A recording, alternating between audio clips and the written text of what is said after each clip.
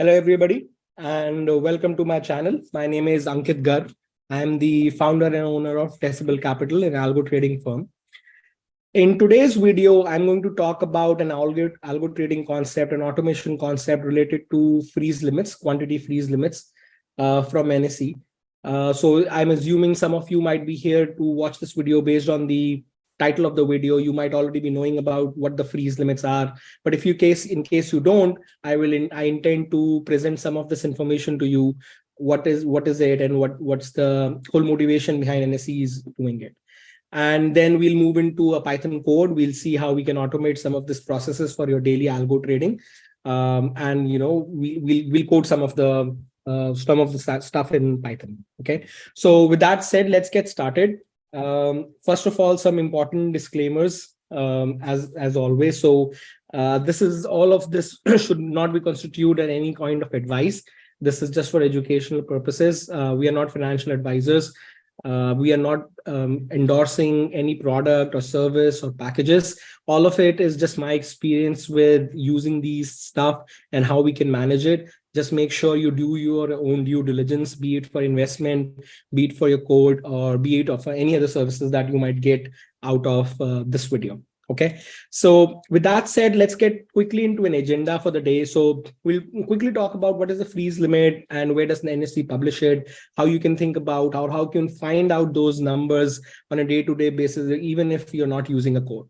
And then we'll talk about how we can use a Python code to automate it, to fetch the limits into your code, and then consume it the way you want to consume it. And then we'll create some extension of that code, which can then match it to the instruments that are being traded in a given day, so that each instrument that's being traded can have a freeze limit available with it in your code, so that your code can adapt to making sure they're not sending orders which are beyond the freeze limits. Okay. One of the things that I always promote in my educational seminars or webinars is learning from first principles. So that's going to be today's approach as well, wherein I'm going to talk about how you can get these limits manually from an NSE website, and then we'll see how we can convert that into a code. So the idea behind this is it helps people think about solving the problems and not just get a code and implement it or just consume it. If you're trying to learn to code in Python, I think it's really important to understand what's the process that somebody has gone through to solve a problem. And I'm sure I hope, actually, not sure, that helps you in learning Python better. Okay. With that said, before we get started, a couple of points I just want to make sure I call out that all of this is educational purpose. We talk about it. There are no products or libraries that we endorse.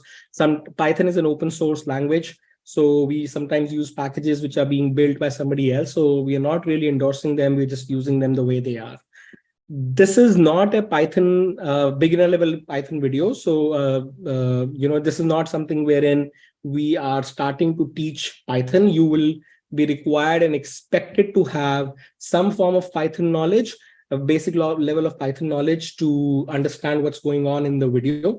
But having said that, this is not an advanced level of code. So what do I mean by that? If you're a coder who's experienced in coding in Python, you might have better ways to solve this problem. I'm just trying to appeal to the audience who are trying to learn to solve these small issues that might come in algo trading through this code. Okay. I also run a program called Office Hours. It's called Office Hours Python for Trading course. It's about an 8 to 12 weeks course in which we teach about everything from starting to the end of automating a backtesting pipeline to automating your own execution. So it's a detailed course. You can check it out. Right now, it's depending on when you're watching it, it may or may not be accepting admissions. It is not a free running course. It's not a course which runs throughout the year. It has its few entry points. So if you're watching it, you just might want to check it out and see if it's accepting and if it interests you. Okay. Without taking much of the time, let's get started into the code levels straight away. So this is my. I'm gonna stop my video for a while so that the code can run and I can explain better. So just from the code perspective, this is a Google Colab. Again, I'm not going into details of what a Google Colab is. I've just written down the agenda that we'll be using the freeze quantity. So before we start understanding it, before we start understanding or building out the code, Let me just show you how we can get the freeze quantity first of all from from the NSE website. So if you go on the NSE website, actually I've saved this link, but otherwise you can also find it out by Googling. If you Google NSE freeze limits, you will be able to land at this page. So at this page, you'll see that they are listing the FNO specifications, so futures and options contracts and their specification, what constitutes an index and whatnot. And then if you scroll down to the bottom of this page, you'll see two of these links. One is one link talks about the lot sizes, and which is a CSV file, and one link talks about the freeze quantity, which is a Excel spreadsheet.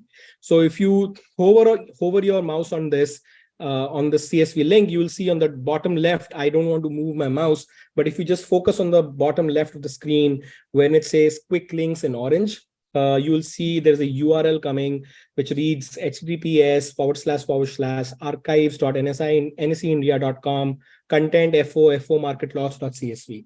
So this is essentially the link which is useful. You can actually fetch the information, this file that NSE hosts on this link anytime using a Python code, and that's what we're going to be using. Though this is for lot sizes, we'll be using the one for the freeze quantity. And again, if you hover your mouse on the link, you'll see on the bottom left, there's an archives NSE India link, which talks about the quantity freeze.xls. Now, if you ever want to, if you click on this, it's going to open this in a download way. So it's going to download the Excel spreadsheet for you. And that's what I've seen a lot of people manually downloading this Excel sheet and keeping a track of the NSE announcements to look into what the quantity freezes are. I'm just going to open it up on a spreadsheet on this side, and then I'm going to bring it up for you so you can see how it looks like. So just a second. There you go. So you see this, when you download this file, quantity freeze, it shows 5 because I've downloaded it a few times when I was building this video and code. Nonetheless, the good thing is it shows the expiry date on which, this has been set up, or the most recent date. So this was being set up for 11th May 2023. So that's the last working day, I think, before today. And then you will be able to see it has the limits on the symbols, the freeze limit, freeze quantity limits on the symbols. So what is freeze quantity is, if you go to the NSE website, they talk about quantities freeze as well. There is another link here. Okay, never mind. So essentially, this is the quantity of a single order that can be sent for that instruments or that symbol. So when I say, let's say Bank Nifty, irrespective of if you're trading futures and options, you'll not be able to send more than 900 quantity of future option in a single go. Now, when the lot sizes changes, the freeze limits also change. So you should keep in mind these changes. And that's why I think today's code will help because you can get this limits dynamically from your code rather than having to manually work it out. Okay. So essentially, these are the max quantity in a single order that can go. So Nifty is 1800, Bank Nifty is 900, Mid Cap Nifty options that just started is 5500, and so on and so forth. They have all the stock futures and options in this, futures in this, essentially names in this. So they have 193 total row count, 192 symbols, out of which I think the first 4 are the index, and rest of them, so about 188 stocks. That are part of the futures and options universe. Okay, so you get this file when you click on this link. And again, just to reiterate, when you hover on the link on the top, on the bottom left, I'm just keeping it constant for a second so that you guys can notice. You can pause the video if you want to.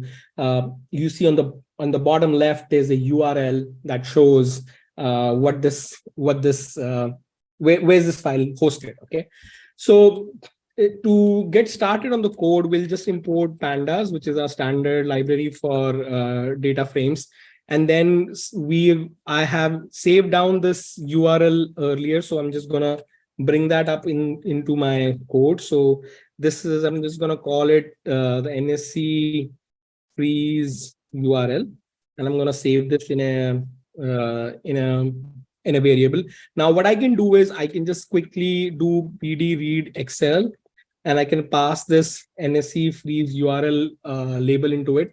And then what will happen is it's going to be able to fetch this file and read this data. So if I open the file again quickly, you'll be able to see that this data is now in our code. So it's as simple as getting that for just to get that data into our code. It's as simple as just using pd.read Excel, because pandas makes it really simple. But that's not where the code or this video ends. We'll see how we can process this file so that it can be more automated. Okay, so I just wanted to show you how you can get that information in the code. Now, since there's a serial number which we really don't know, which we really don't need, or if you want, we can leave this out, or we can set this as index. So what I'm going to do is I'm going to pass this as a variable.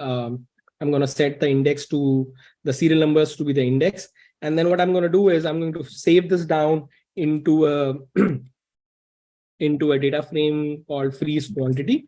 And now if I show you once this runs, this will be the data frame. Now, I know this already, and that's why I'm going to tell you something next. Otherwise, you might have to run this about and find out it yourself. So what happens here is if I print out the columns of this data frame freeze quantity, you'll see the names of the columns. Now you see there is a specific space bar. There's a lot of space in front of the symbol ending. This is probably the way NSE, when they save down the Excel sheet, or the way the Excel works. CSVs usually don't have this problem unless somebody has manually typed out those spaces.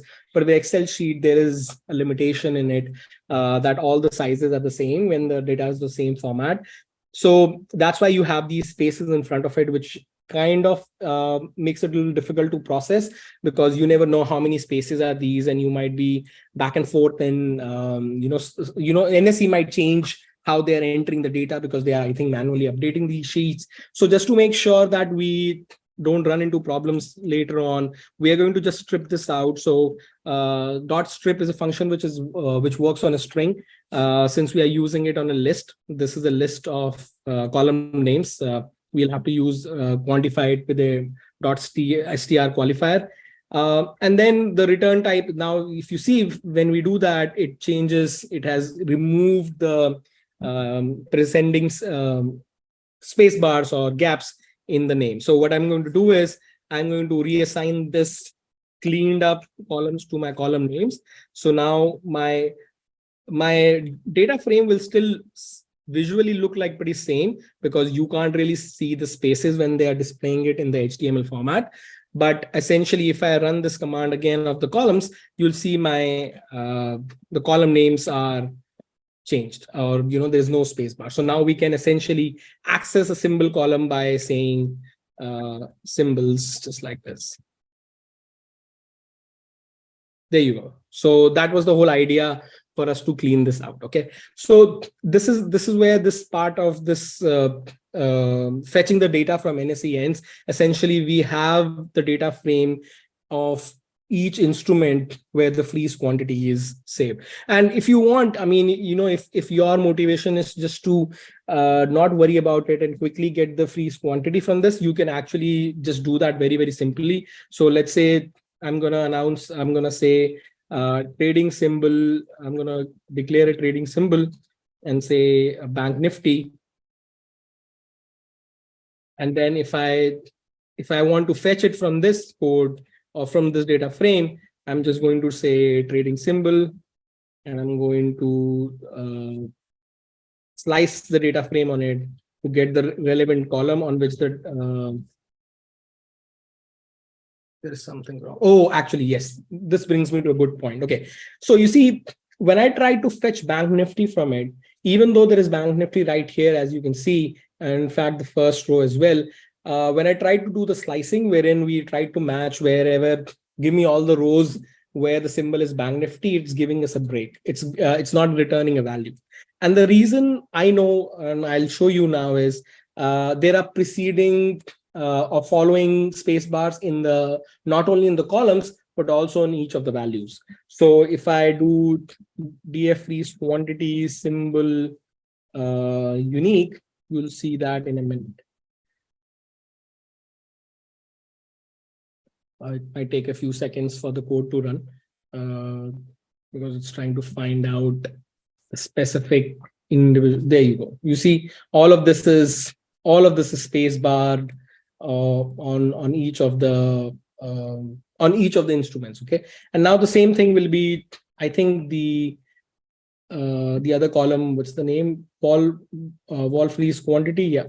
If I do the same code on the volume freeze quantity, you'll see they will also most likely. I didn't check this out before the video started recording, but I'm just going to check it out right now.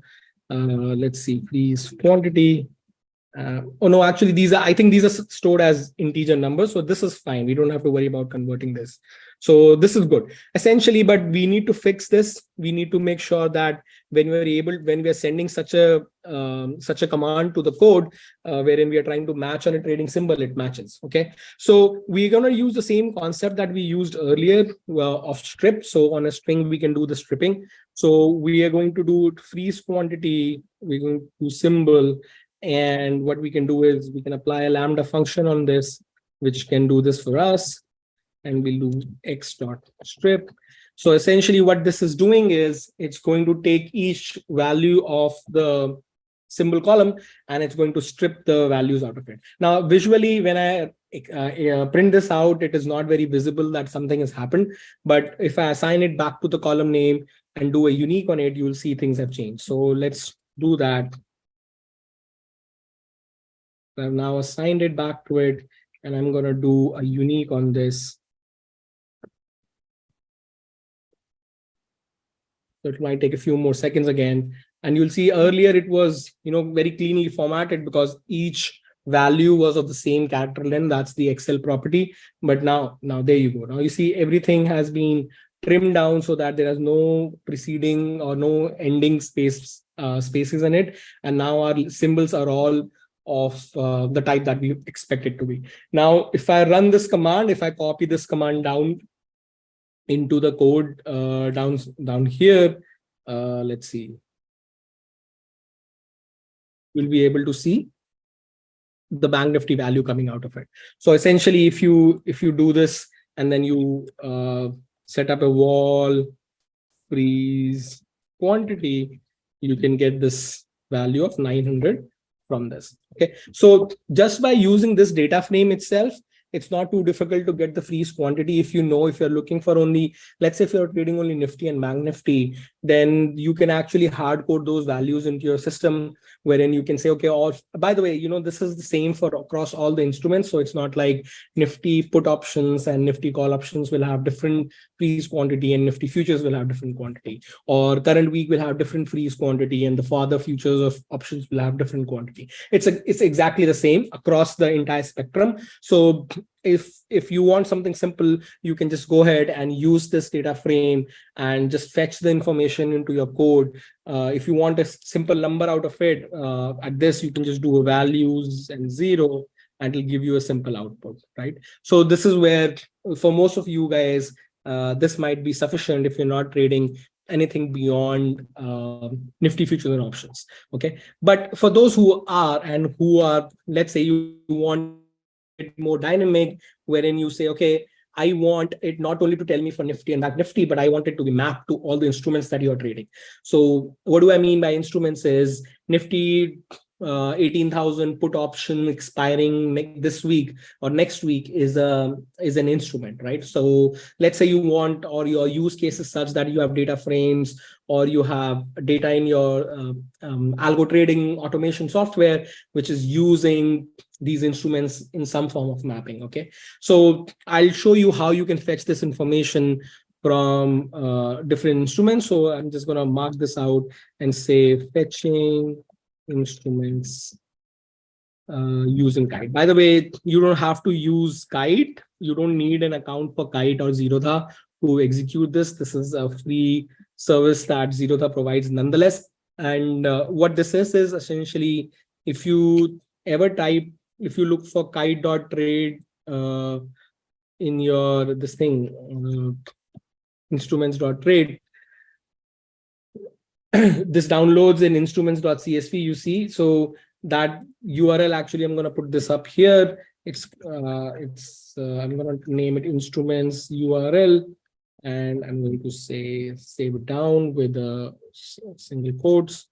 Okay. So what this does is it downloads a CSV for you, an instrument CSV. I'm just going to open this up, which has a list of all the active instruments for a given day.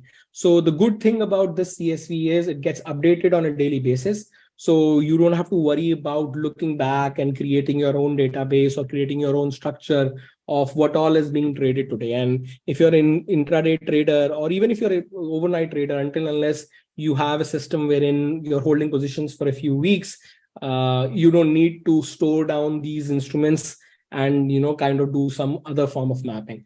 Most of the traders that ask me these questions are intraday traders, so they really don't have to worry about anything which was trading yesterday or which will be traded tomorrow, right? Or even if it's, if your holding period is a couple of days, then also you can do this every day and then save it down in your own local files and read it from there and then append the new.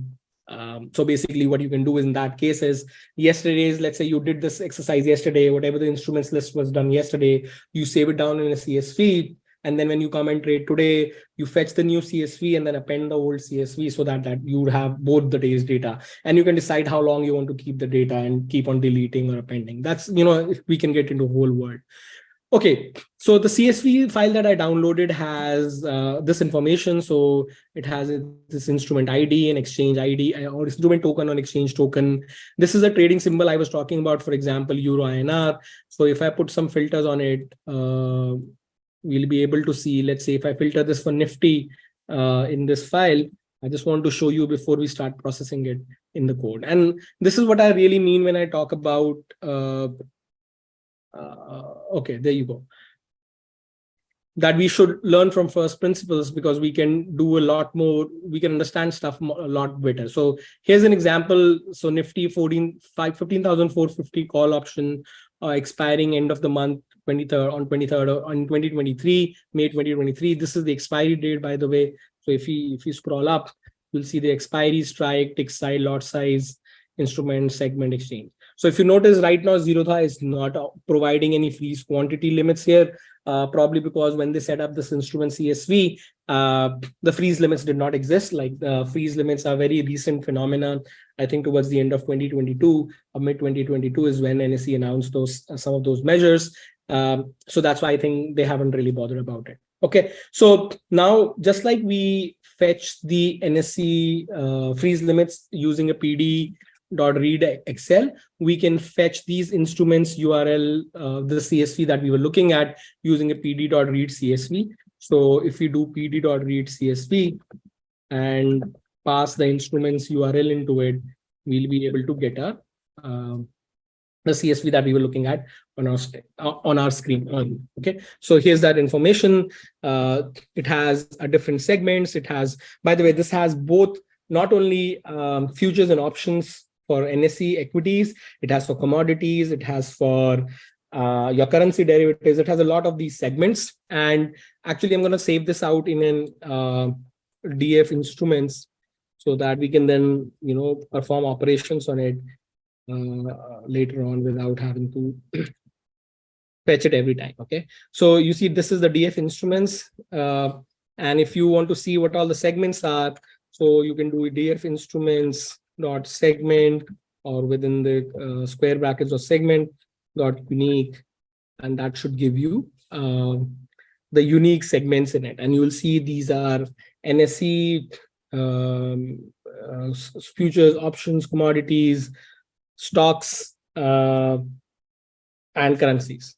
I think I mistyped it, segment, right? Yeah. Okay, there you go. So you see, it has indices, CDS is your currency, NSE, NFO, it has NSE, since plain NSE is your currency market segment, your CDS is the currency derivatives, NSE plain is cash market segment. I'm sorry, I apologize for that. CDS is currency derivatives, indices, BSC. This is BSC futures and options are BCD and BCD OPT. CDS is currencies and MCX is the commodities exchange. Okay. So essentially now our goal is, by the way, freeze limits that NSE has published is only for the equity segment. So it's not for all the other segments. So we can actually create a subset of this data frame, which has only the segments that we are interested in, rather than having to work about in all of the, working in all of the instruments of, this has 88,000 rows. So any processing that we do on this is going to be slower. So what we are going to do is we are going to filter in the segments that we need, and those are NFE futures and NFO options, NFO futures and NFO options, which are both NSE futures and options. Okay. So what we're going to do is we're going to say DF instruments segment. Excuse me, guys. Sorry. Segment is equal to NFO fut.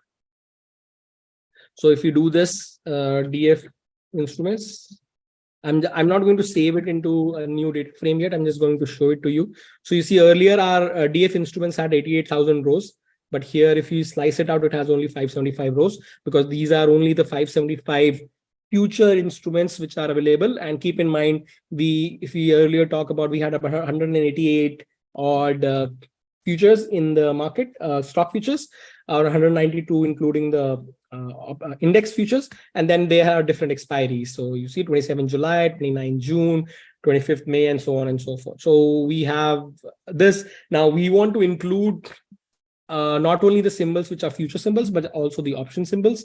So we are going to use a type operator, or as we call it, the OR operator in Python in the slicing function. And we are going to write DF instruments segment is equal to NFO OPT. Okay. So when I run this, of course, it will not be 575 anymore.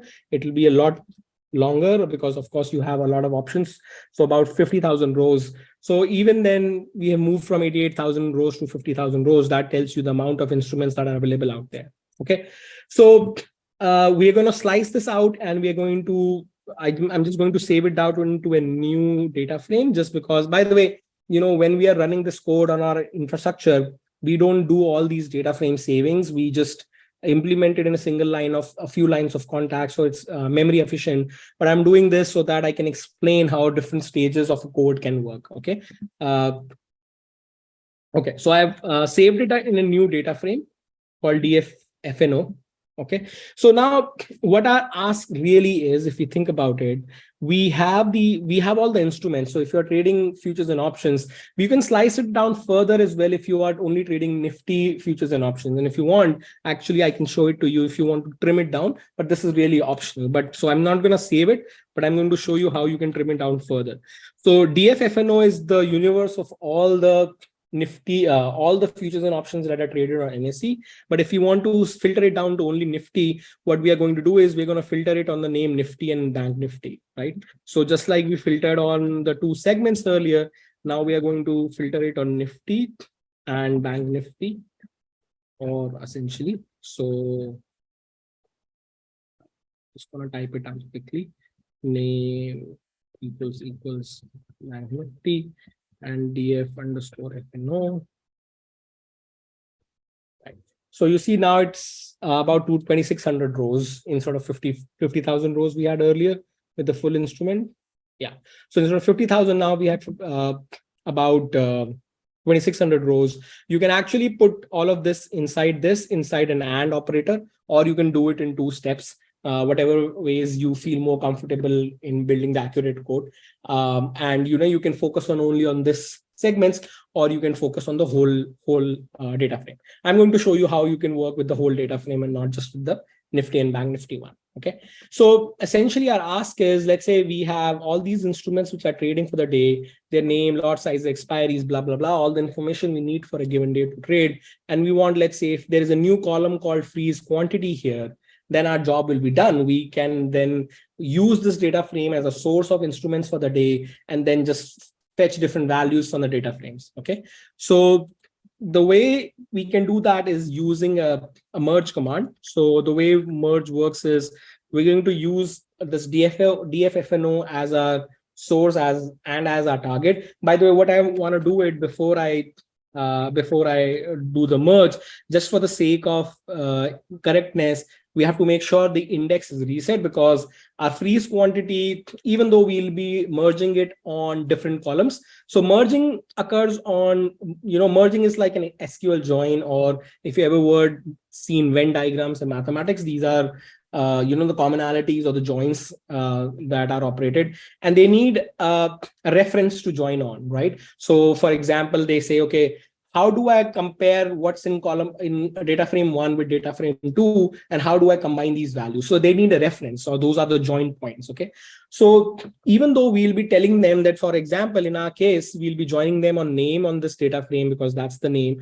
or the symbols, and on the df freeze quantity, we'll be picking up the symbols which we had cleaned earlier, this symbol. So we'll be providing that information to the code, but nonetheless, you sometimes don't know how the code may behave erratically. So what we want, this is my personal choice. Again, you may or may not have to do it. You can reset the index. So you see the index is right now different numbers, because out of 88,000 rows, we had filtered in 50,000 odd. So, these are not continuous numbers. They don't start and end. They don't start at 0 and don't end at 49,999. So I just want to make sure the counting is kind of correct. So if I just run this, you'll see it resets the index and it goes from 0 to 49991, and it creates a new column index. I don't want that. So what I'll do is I'll do drop is equal to true. This is again one of the features of the command of the function reset index. And now it does drop that original index, which is of no use to us.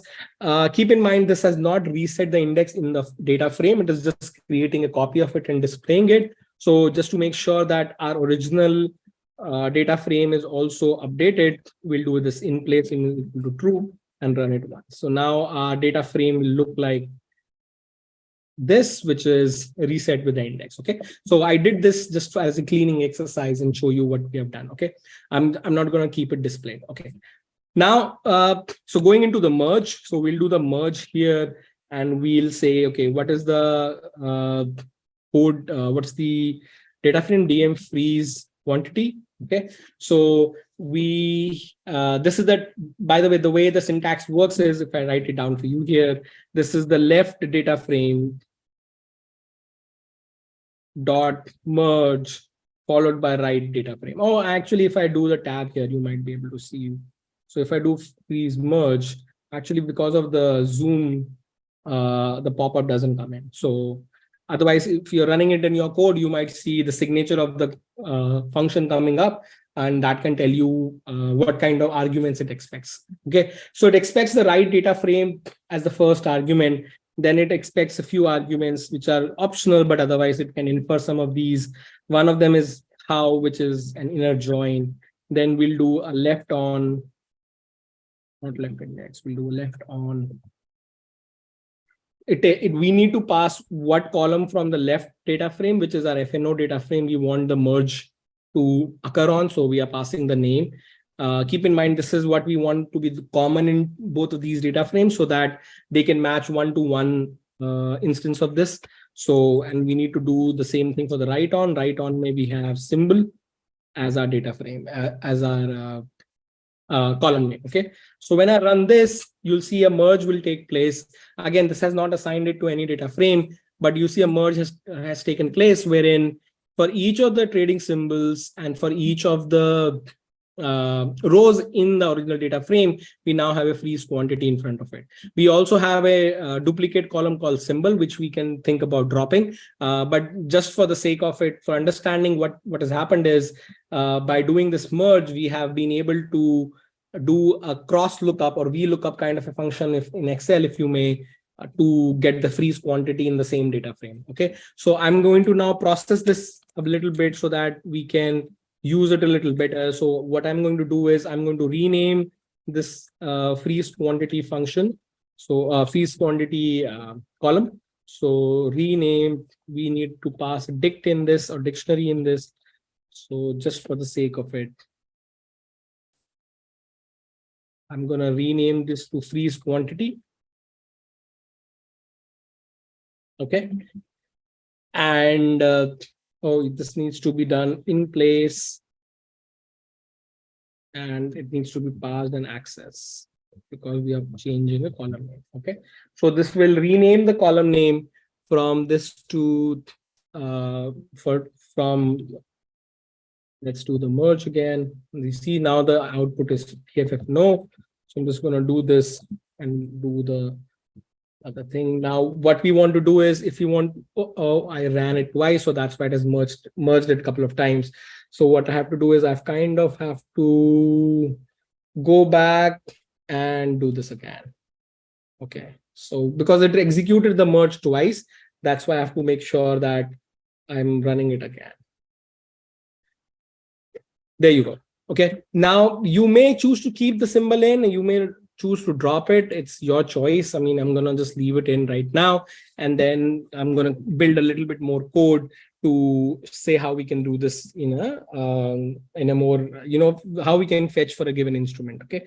So essentially what we want, if your output is required is to be fetching a single number out of your code. Let's say if you want to get, you pass a trading symbol into your function and you want to get an output of a single freeze quantity, what you can do is you can say, we can define a function, get freeze quantity for a trading symbol, or, use a camel case for this, freeze quantity for a symbol.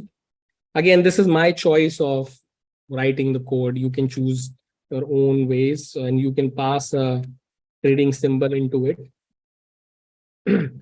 And what we have to do is actually, I mean, depends how you're structuring the code. If your code is structured so that these variables are global, DFFNO and your freeze quantity data frames are global, then any function can use it. If they are in different packages, usually if I'm writing this for my infrastructure, I will have a utility folder or utility package in which I'll code up all of this, and then I will call these functions into my main execution. In that case, I need to make sure that the function that I'm calling in has access rights or has visibility to the data frame it needs to operate upon. Okay, so I'm going to show you where you're going to pass it so that it's like enforcing a behavior in the function. Even if it can see the local data frame, it can still use the local copy if it needs to. Right. So again, this is not a more sophisticated and actual integrated code. So I'm going to pass the symbols data frame. So the DF symbol in this. And what we'll do is essentially before we do that, before I build the functions,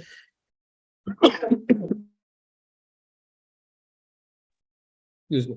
Before I build the function, I like to show you how this can work. So trading symbol is Bank Nifty, which we have seen in the past. But then right now, the trading symbol Bank Nifty will not work because in the previous use case, we were looking at the freeze quantity for a given symbol and the symbols were Nifty, Bank Nifty. Whereas now it has to be a futures contract, or it requires an expiry string in front of it. Okay. So this trading symbol will not work. So let's just put a Nifty this one in it just to make sure we can test out some of the code. Okay. So now that we have this, now if I say DFFNO and I want to slice it out with this trading symbol where we want the trading symbol to be, and we say DFFNO, you'll see it will give us, it's not giving us an output. Okay. We'll have to see, oh, because this is not named, this is the trading symbol. So that's my bad. Yeah, the reason it did not work was we were getting the value from the trading symbol and we were passing the name as a column name in this code. Now, if I run this, there you go. So you have this row, and if you need the freeze quantity, you can do this freeze QTY, and then it will give you an integer value, or you can do since this is the first row, so it will not problem, but we later on values 0. So this is this is how it can give out the value for you. Okay, so this is what we're technically going to implement inside this function, and the reason of using function will be what I'll tell you in a second. Okay, so let's just quickly implement it first. So we'll say df symbol, and then we'll go into df symbol again, trading symbol is equal to trading symbol. We need the freeze quantity from it, and we need the values and 0. Okay, so we can put this in the return statement and we can run this code. Now if I try and call this function get freeze quantity symbol with this trading symbol and dffno, which is our data frame, you'll see we'll get the value as 1800, right? So it's working now. But keep in mind, what if I send a wrong value in it? What will happen? You know, our code will, let's say, any junk value, if I send into this function, we are going to get a weirded out output, right? And this can happen with you because, let's say, your kite files is corrupted, or you have, let's say, I mean, anything for many reasons, right? So typically, again, you know, the whole architecture has to be designed in a certain way. But the simplest fix is we do this in a try and except block so that it tries this out. If it doesn't run it, then you say return 0. Essentially, what this will do is it's not return, it's return. Okay. So what this does is at least it will not let your program fail if you run this function on multiple instruments. But what it'll do is it'll give a 0 value as a freeze quantity. So again, this can be the choice that you want to make. You can, you know, log an error, you can print an error. Like if I want, I can print an error here as well that, you know, I can say exception as E. This is a general form of catching all the exceptions. And I can say exception noted. And then I can say details. I mean, this is just me writing it out stuff, which is otherwise not too needed. There you go. So now it says, hey, this is the option, exception noted, and your value is 0. Okay. So now you can do this for a bunch of symbols. You can do it in a loop. You can do it in a lot of ways. You know, you can build this function to be as elaborative as you want it to be. But right now, if we randomly pick up another value from it, from, let's say, this data frame, if I put up this ft put option value and do the get freeze symbol for this, and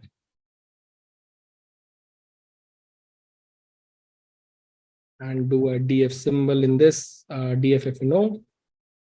Again, I don't need to pass it because my scope is global, but I'm doing it just because I want to make sure that if you implement it in a way in which you have to pass it from different one package to another, you'll be able to do so. Okay, this is really, I mean, we can build all of this in a single line of code so that it can give you a, you know, this clean, nice data frame in one single function call without having to do anything. Okay, but I'm just, you know, actually I can let me build it out for you. So this is for, you know, this get freeze quantity symbol is for a given quantity being found, and which will need this data frame df_fno being created and saved in your memory or saved on your drive for it to fetch, because you don't want to run this whole premise or whole fetching the NSE websites data again and again.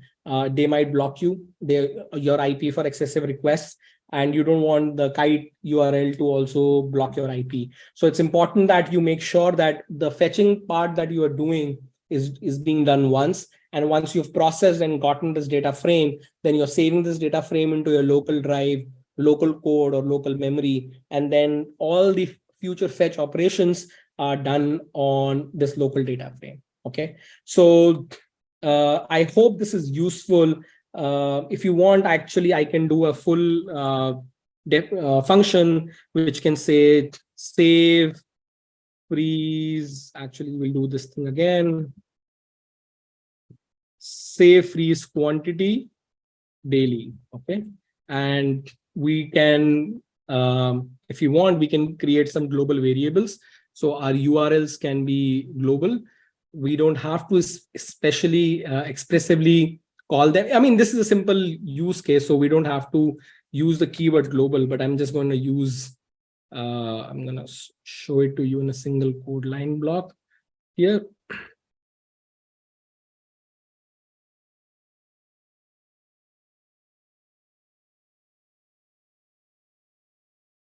So this is the URL, and then there was an instruments URL, right? Let me see. I had it on my other side as well.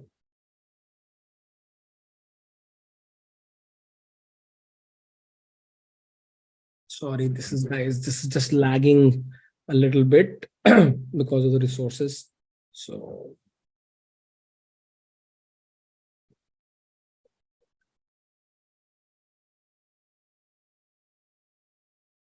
okay, finally, it's not giving me any more errors.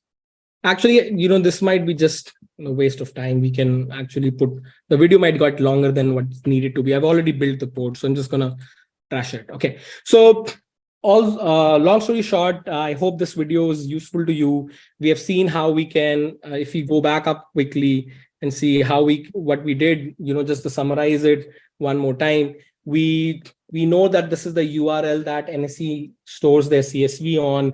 We can read that URL, the Excel sheet that's saved in that URL using the read Excel command. We got that and saved it into freeze quantity data frame.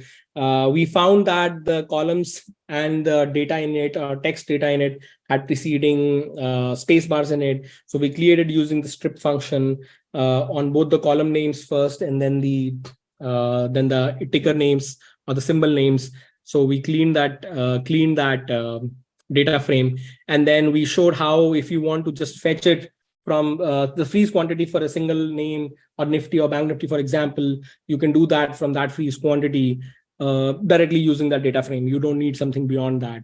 But let's say if you want to go a step further and you want to create it for all the instruments that are being traded for a given day, you can get those instruments from the Kite or Zerodha website, which has all these trading symbols being listed. Again, you can read it through using the read CSV command, just like we did the read Excel, and we get that data frame. We clean and we filter the data frame for NSE futures and options instruments using the segment column. And this was just an example to show how you can further filter it down for Nifty and Bank Nifty only. But even if you're not, you can keep the whole data frame in the memory. We cleaned this up a little by resetting the index and then merged it with the freeze quantity data frame that we had. And that gave us this beautiful little data frame, which has all the information that you need for a given day. And then we built a very simple custom function, which can fetch for a given trading symbol.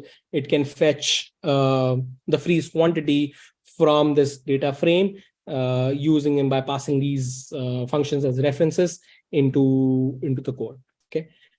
So I hope this video was useful for you. And as always, if you don't follow me on Twitter. My user ID is Ankit_quant. And I look forward to interacting with you all. Thank you very much. Bye-bye.